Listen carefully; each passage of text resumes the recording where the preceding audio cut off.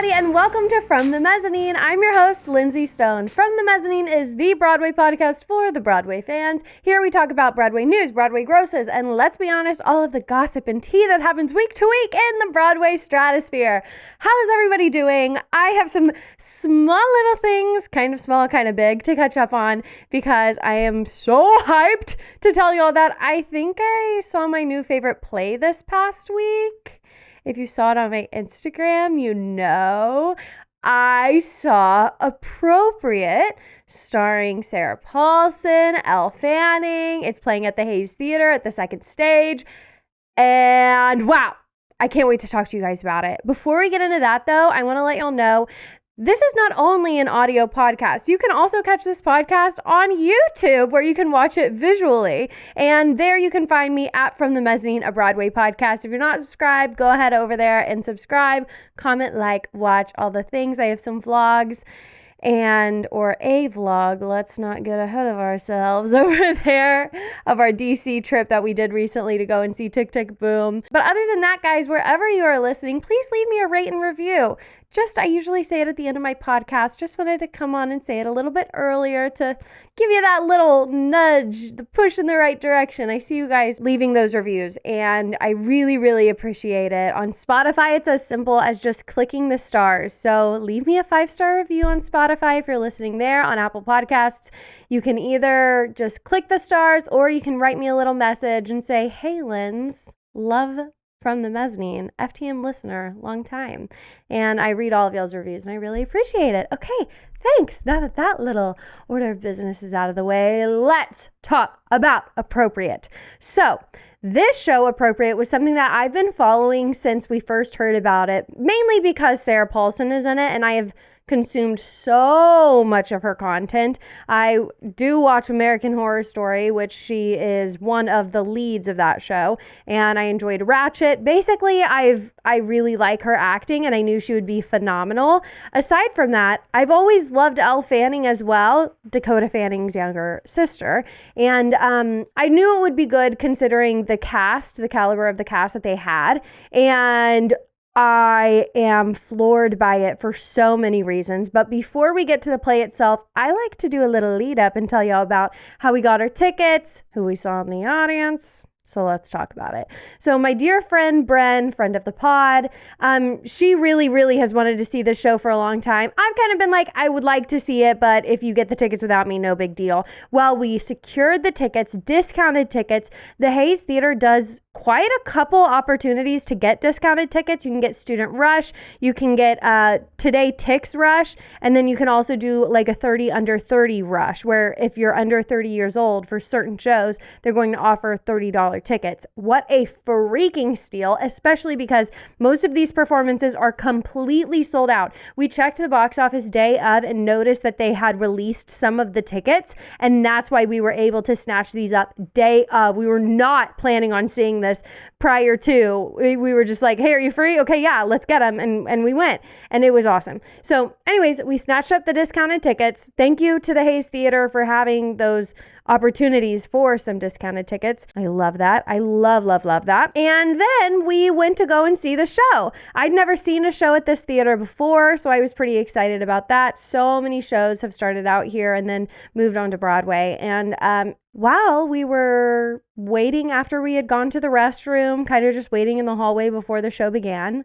I saw right across from me the Queen of Comedy, Miss Tina Fey. You've got to be kidding me. I go into like a state of shock whenever I see an A-list celebrity like that. Plus, I love Tina Fey for so many reasons. SNL, 30 Rock, Mean Girls. She has been so in the media right now with Mean Girls specifically. And this week in New York, her and Amy Poehler are doing their tour. And so, of course, she would be at a Broadway show, and there she was. That was freaking insane. She is probably one of the people on the street that I would see and just not shut up about it for weeks on end. So the fact that I was able to see her and spend a night with her basically at Appropriate and be able to look over my shoulder and see her back there in the theater, that was so incredibly surreal. And then we walk into the theater, we take our seats. I look over my left shoulder. There's a gentleman in a gray suit with small glasses on. He's got a scarf. He looks very, very nice and wealthy. And it catches my eye. And behind the leather suit, I realize that the man wearing the suit is Jerry Seinfeld. Are you kidding me? Like, this is crazy. We're sitting down at a play. Right behind me is Jerry Seinfeld and Tina Fey. I could not have wished for more surprises or a better night on Broadway, and the show didn't even start yet. And so anyways, that was so surreal because while Appropriate is like a pretty serious drama for the most part, it does have a lot of comedic elements. I don't know if you'll classify it as a dark drama particularly or a black comedy. I don't know how you would really put it into a genre. It's really just based on major family dysfunction. All that to say, there are some humorous moments. So to be there and hearing Jerry Seinfeld's iconic and very distinct laugh in my ear, that was so insane. That was really, really crazy. And then that it doesn't end here, guys. It really doesn't. And then the show's about to begin, and who walks in but Regina George's mom, Busy Phillips. And that's where we leave it. So that was just crazy. Maybe I need to be seeing more plays because maybe that's where the celebrities are stepping out. I don't see a tremendous amount of plays. I see a lot. The last one that I saw was Pearly. And then before that, I see a lot of the Mischief productions, which are all plays. But I primarily am going to the theater to see musicals. I would say probably 10% of the shows that I'm seeing are plays. And so now I'm thinking, maybe that's where the more buttoned up and real elite theater goers are at. And maybe that's where the celebrities step out more so at plays. I don't know what was going on. I really don't. But I feel like that was super insane that all of these A-list celebrities were in the theater that night. I wonder if there were people I didn't even recognize. That's happened before. I was at Spamalot the night Ariana Grande was there with Bo and Yang, and I had absolutely no idea that they were there. I've got an eye, guys. I have a good eye to spot the celebrities. And I could not believe when I went home after seeing Spamalot that I had missed seeing Ariana Grande in the audience. But I have a feeling she was probably like slightly undercover. And plus she looks very different now than she like used to. And so maybe I wouldn't have recognized her at all. But I would have recognized Bo and Yang for sure. Anyways, okay, let's talk about the show itself other than all the celebrities I saw whenever I went and saw it. Okay, major standout performances, without a doubt, they have to be Sarah Paulson, who played Tony, and Natalie Gold, who played Rachel, or Tony's sister-in-law. Everybody knows Sarah Paulson is incredible. I feel like I don't even need to waste my breath telling you about how amazing she was. She plays this very disturbed woman whose father has just died, and she will not let herself believe that this man is not God on earth. She believes that he was an incredible man, and while they're going through all of his things, they are finding many artifacts that are proving the opposite of what she so strong-willedly believes. And that makes her a very, very tricky character to like, but somehow she is still likable. She's got a quick wit. Her delivery is unreal. She is just such an incredible, incredible actress, Sarah Paulson. And then I also, like I said, loved Natalie Gold's performance as Rachel. She dished it right back out to Sarah Paulson because these two characters heavily butt heads, and it makes the audience incredibly uncomfortable, but they are both so strong that you kind of love to see them fight, and they both are making their point.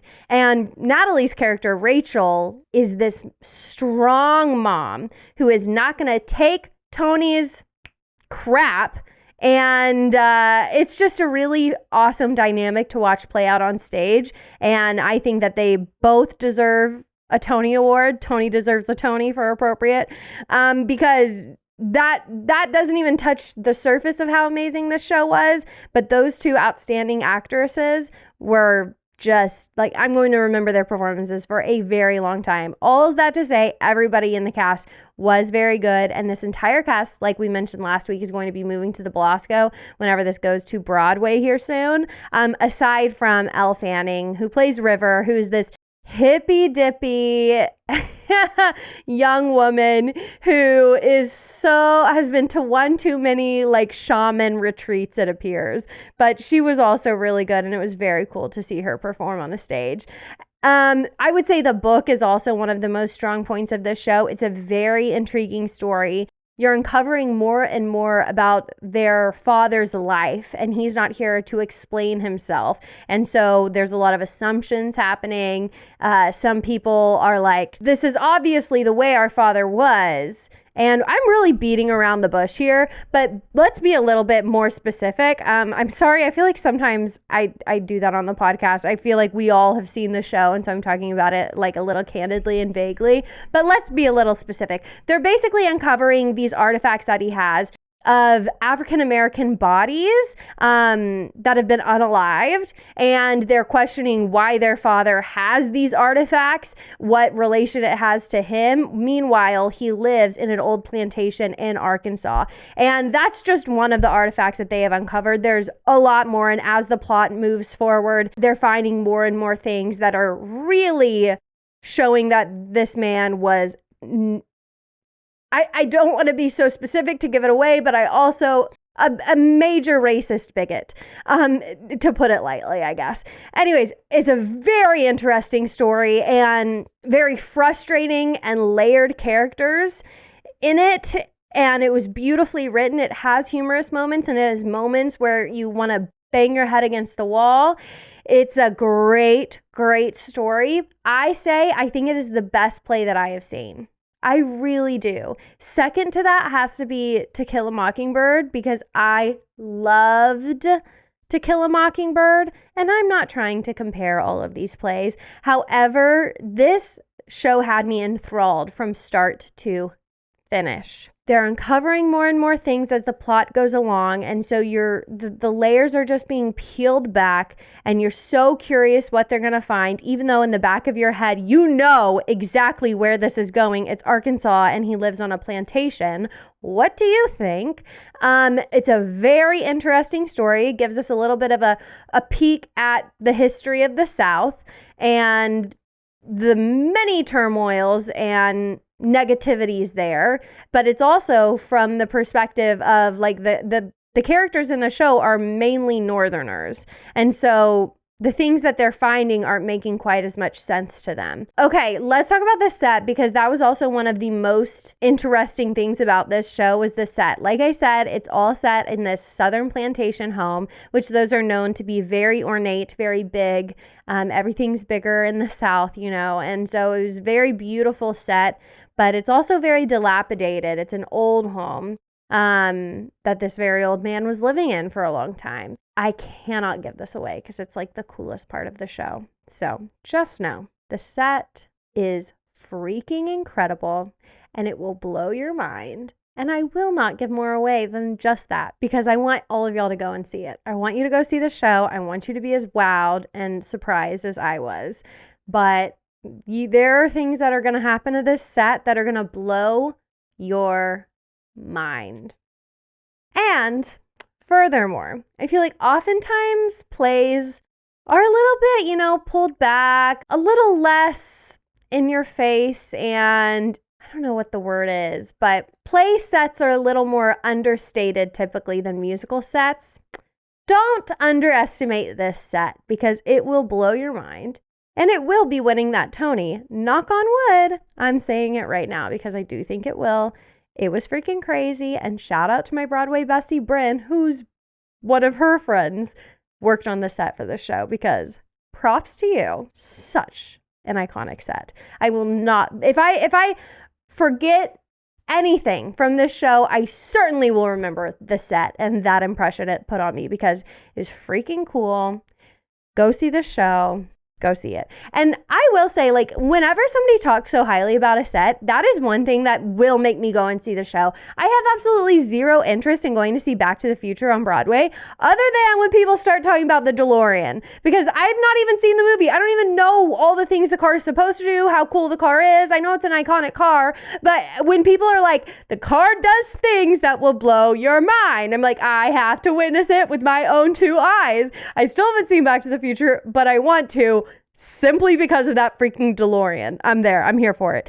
Anyways, go and see Appropriate on Broadway or at the Hayes Theater. I'm so serious right now, guys. They offer the discounted tickets, so see how you can make it work with your budget, because it was an amazing story, and who knows, maybe Tina Fey will be in your audience.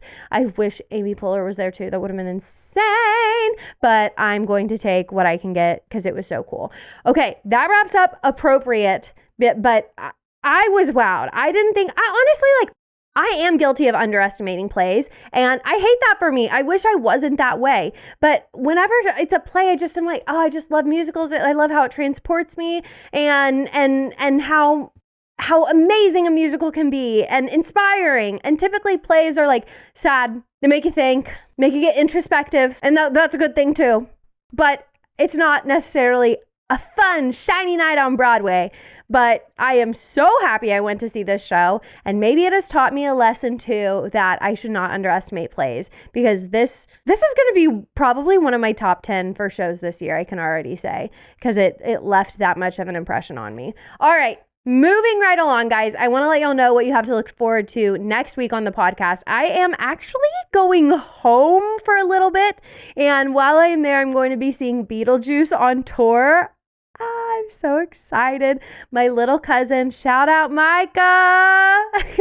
He is obsessed with Beetlejuice. I didn't even know he listened to the soundtrack. And then one day we were in the car and I played it. He knew every single word. And I was like, why have you been hiding this from me? We could have been bonding about the fact that you know Beetlejuice this whole time.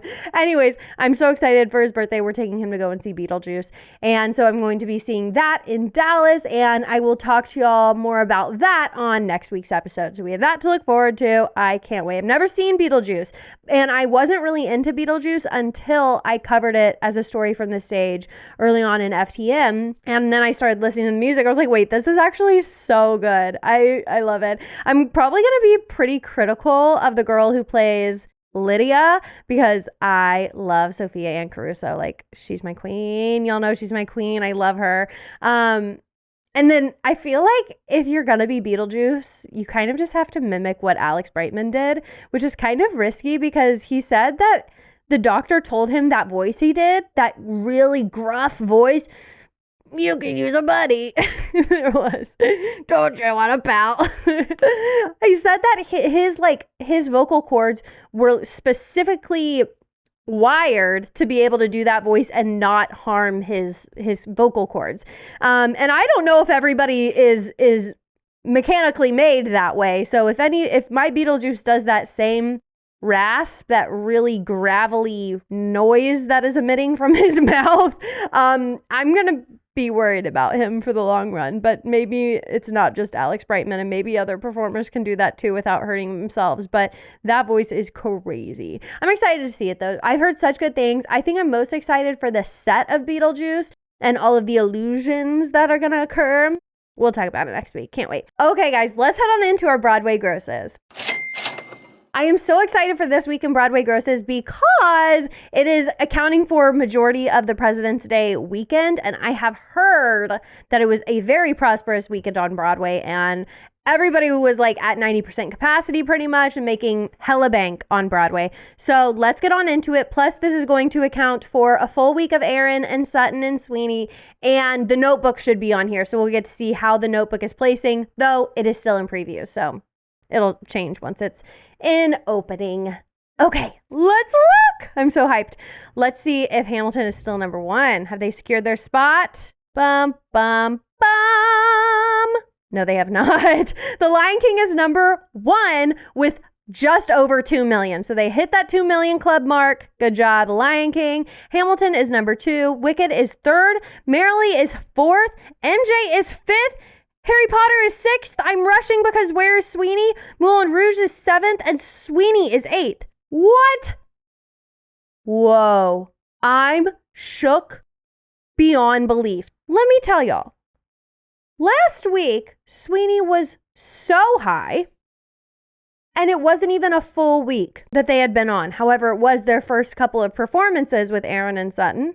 And this week, which was a very big tourist week, they are 1, 2, 3, 4, 5, 6, 7, 8th.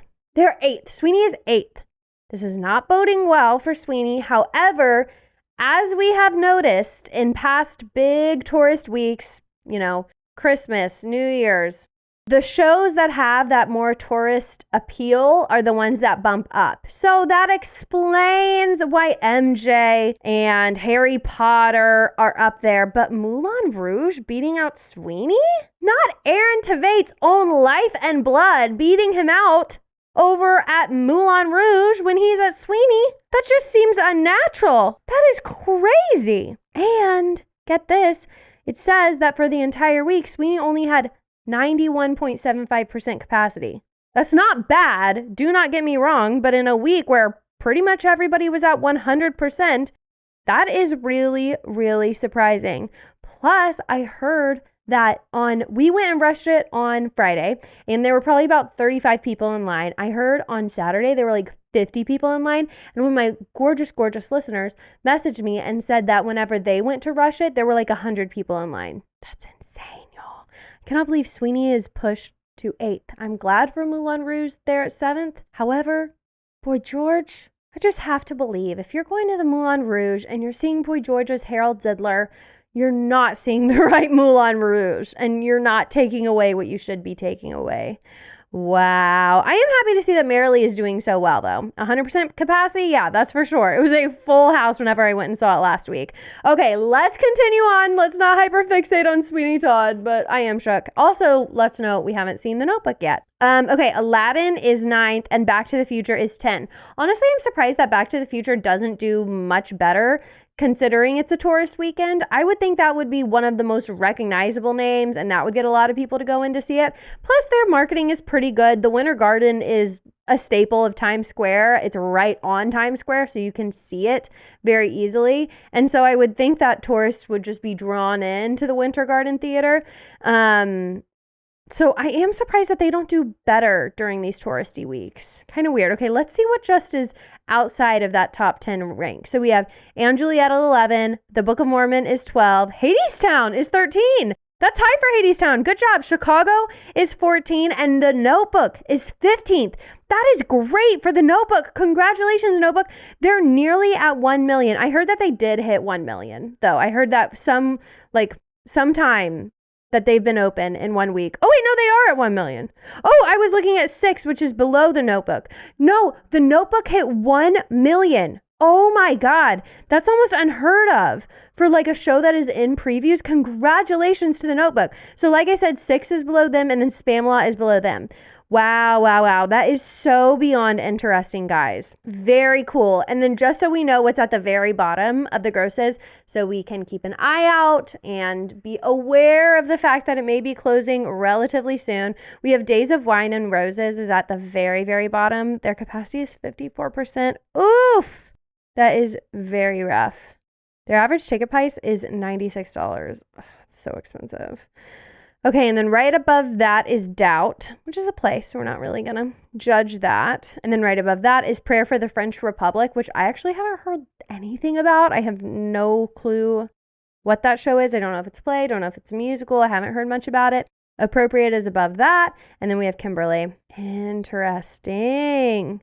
However, let's note, like, these shows that I've just talked about are mainly plays. Their capacity is amazing. Like, Appropriate had 99% capacity. It's just because it's a very small theater. But can't say the same for these musicals that are down at the bottom. Like A Beautiful Noise, they had 64% capacity. That's bad. And that brings us into our first news story, guys. So let's talk about the news that came out this past week, that A Beautiful Noise is closing on Broadway. I feel like a lot of us might be saying, we saw this coming. So, yes, If you're a fan of A Beautiful Noise, though, don't be too afraid because you have until June 30th to go and see it. Thank you, A Beautiful Noise, for real. Thank you for actually giving the people who care about your show time to go and see it. Also, it's like a very thoughtful marketing ploy because if you announce you're closing, people are going to go run to see it. Think about Harmony. So recently, they announced that they were closing with 2 weeks notice and people were running to go and rush that. You couldn't even get that $18 rush that they had been selling. They originally, so if you're unaware, they were doing like an $18 rush for the first 18 and in line. And before they announced that they were closing, that $18 ticket like practically wouldn't sell out because not a lot of people were going to rush the box office until they announced the closing. And then it was so hard to snatch one of those up. I couldn't do it. And so anyways, once you announce your closing, that's when people are running to go and see your show. So I think this is really wise for A Beautiful Noise to give everybody some time and hopefully profit some more before closing. So yes, A Beautiful Noise will be having their final performance on June 30th at the Broadhurst Theater. By that point, on June 30th, they will have played 35 previews and 657 regular performances. That is a good amount of performances, guys. I will say week to week, they are one of the lowest musicals. So though that's a lot of performances, they haven't been profiting like crazy. But this number just reminds me of like In the Heights. They had a good run, but it wasn't a ton of performances. I want to say In the Heights played about this many performances, 657. But 657 performances isn't a bad amount. It means you've played for over a year and it's somewhat of a success, but I will be surprised if they're out of flop territory. I looked around the internet to see if I could find anything about them recouping their investment, and as far as I can see, they haven't done it yet. They are planning on doing a national tour that's going to start in Providence, Rhode Island, that is going to begin at the end of this year, and I do believe that this would probably be a pretty good national tour. I don't like this show. It got bad reviews. People say it's boring, it's dull, and I think I would probably agree with them. All of the performances that I've seen, I just know it is certainly not my cup of tea, but I know I'm not their demographic. And I know that they have a good demographic, and that demographic is the same type of person that buys a season ticket to their local theater. And so I do think that this is going to be a good show to tour the nation, whether you're going to get all kinds of folks to go in and see it. What I'm trying to say is it's an older demographic, guys. I'm sorry. It has to be said, but it ain't me. I'm not into this show. Neil Diamond, I did not grow up on. I only know the one song, and anytime they sing any other song, oh my gosh, I would never know in a million years that it was a Neil Diamond song. There's a reason I never saw this show. It doesn't pique my interest at all. Other than the fact that Robin Herder was in it, which I love her. But it's just, I'm sad anytime a show is announced to be closing, but this one, it just felt like it was just rolling along and merrily rolling along, you could say. And like, I was just curious where they were finding the funds because their capacity is so low every single week. And they've tried a few different things, tried to do a few more matinees because they have an older demographic, and that's the kind of person that you see at a matinee. It just appears that it wasn't enough, and they're going to have to close. And that's that on that. Well, let's just go ahead and close it out with what the producer Ken Davenport released in a statement. Quote, Neil's music has brought unadulterated joy to billions of people across the world.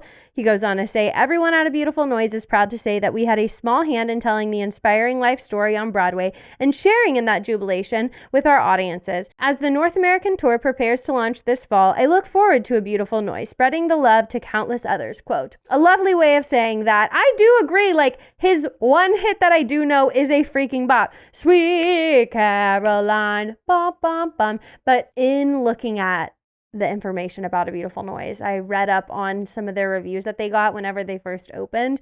And somebody was like, you can go and sing the song on Broadway, or you can go and sing it in any bar in New York that sells beer, and you're probably going to have a more fulfilling experience at the bar than you will at Broadway. And I literally hate saying this because I'm partial to Broadway. Like, I always want to support the show. Like, I always do. But this show has just been something that has been eating at me since I very first saw the performance at the Macy's Thanksgiving Day Parade. And I don't even know if they had technically opened at that point, but I was immediately turned off, and I try to give everything a chance. And this show just, it's not for me. It's not for me. Not everything has to be for me. And if you enjoyed it, send me a DM because I'm genuinely curious. Like, am I missing out? Should I go and see it before it's over? Am I being a negative Nancy? Y'all can be honest with me, please. Please. But yes, A Beautiful Noise is closing. My heart goes out to the cast and crew, and we'll talk about it more once it closes. Hopefully, it will not be a flop, and it will recoup its investments and go down as a Broadway success. Moving on to our next news story, guys. Okay, we got some exciting news that comes in two parts. Number one, The Devil Wears Prada is coming to the West End. Number two, Vanessa Williams will be the devil herself, playing Miranda Priestley, a role originally made famous by none other than Meryl Streep. Hello, honey. And I think Vanessa Williams is a sublime casting for this role. I saw her originally in POTUS, where she played the First Lady. She was the First Lady in my dreams. She was so amazing. Very like these characters, if you saw POTUS, playing the First Lady and playing Miranda Priestley, they oddly feel kind of similar. In POTUS, she was very composed, very regal, had an air about her, but not nearly as mean and atrocious as Miranda Priestley. So I'm excited to see that side of Vanessa Williams. And also, where you have a name, you have an audience. And I don't know if y'all remember, we covered this so long ago when we talked about The Devil Wears Prada whenever it was playing in Chicago for its pre-Broadway tryout, and it did not do well. So the fact that they have Vanessa Williams in the big role, I think that's a really good sign that they're going to do well with audiences, probably reviewers. If she accepted this role, I have to believe that it has been greatly improved. So let's talk about the facts, y'all. The Devil Wears Prada is going to be taking the stage at the West End's London Dominion Theatre in October of 2024. So this year, that's exciting. Also, though, this new musical will have an exclusive preview engagement before it moves to the West End at the Theatre Royal Plymouth this summer in July of 2024. So they're doing a little pre-West End tryout, if they call that over there. I'm not sure if they do. And then it will be hitting the West End main stem. So that's exciting. They're doing their due diligence, which is always good to do. We know what happens when you open up a show on Broadway and don't have a pre-Broadway tryout. Bad things. So it's good that they're doing a little pre-opening before opening over at the West End. So the West End Devil Wears Prada is going to have a lot of the same team behind it that it did back in Chicago. Of course, it's still going to have the same music and lyrics by Elton John and Shayna Taub. And the book is by Kate Weatherhead, and the direction and choreography is by Jerry Mitchell, who we know from Legally Blonde, Kinky Boots, and Hairspray. He's a very, very, very good director, and he has actually put together an entirely different creative team. So we're talking scenic design, lighting design, sound design.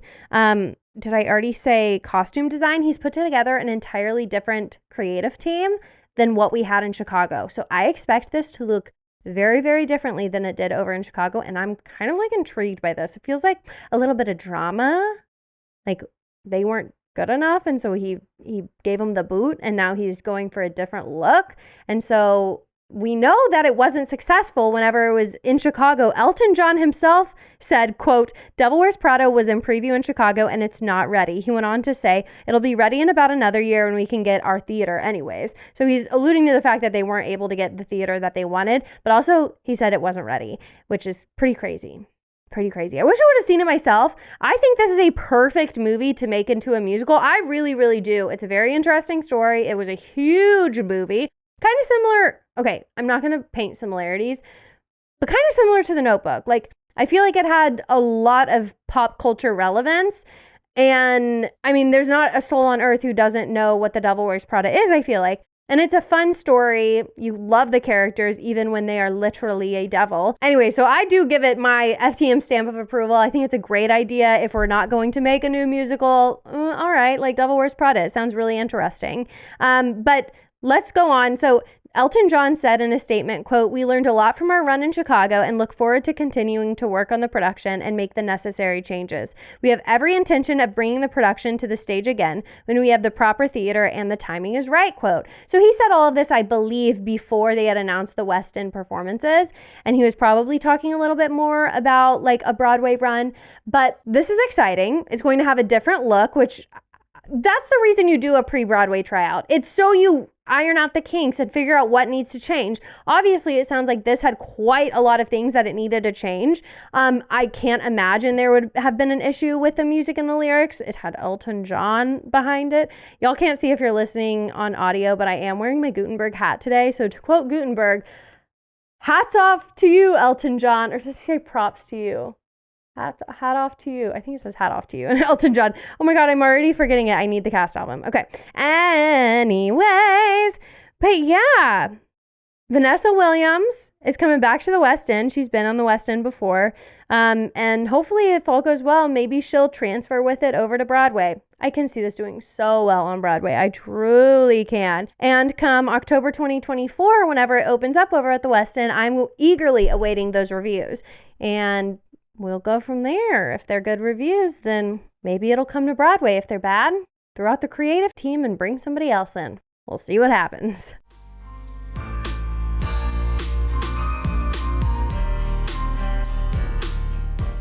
Okay, guys, that wraps up our Broadway news for this week. Thank you so much for listening to this episode of From the Mezzanine. If you enjoyed this episode, please share it with your Broadway bestie. I am sure that they are going to love it just as much as you do. And also, while you're at it, go ahead and leave me a rate and review wherever you're listening right now. It does such amazing things for the podcast, guys, and I love you for it. Follow me on Instagram and TikTok. You can find me at From the Mezzanine, and I will see you next Tuesday. Bye!